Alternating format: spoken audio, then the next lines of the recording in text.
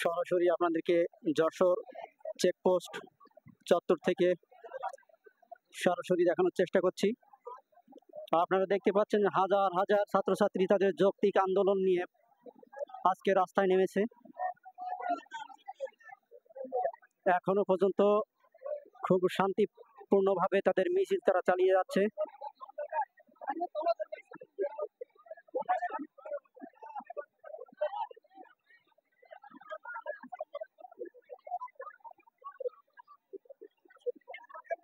Benapole রোডকে block করে দেওয়া হয়েছে ছাত্রছাত্রীদের যৌক্তিক আন্দোলন সফল করার জন্য।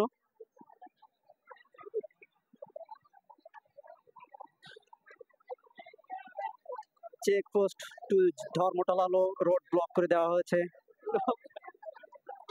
আপনারা এদিকে দেখতে পাচ্ছেন যশোর রোড ব্লক করে দেওয়া হয়েছে। হাজার হাজার ছাত্রছাত্রী তাদের যৌক্তিক আন্দোলনের রাস্তায় নেমেছে।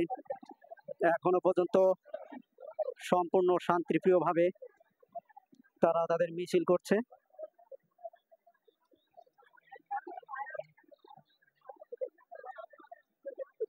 কোটা নিপাত যাক, মেধাবীরা মুক্তি পাক, এই স্লোগানে মুখরিত আজকে যশোর চেকপোস্ট চত্বর।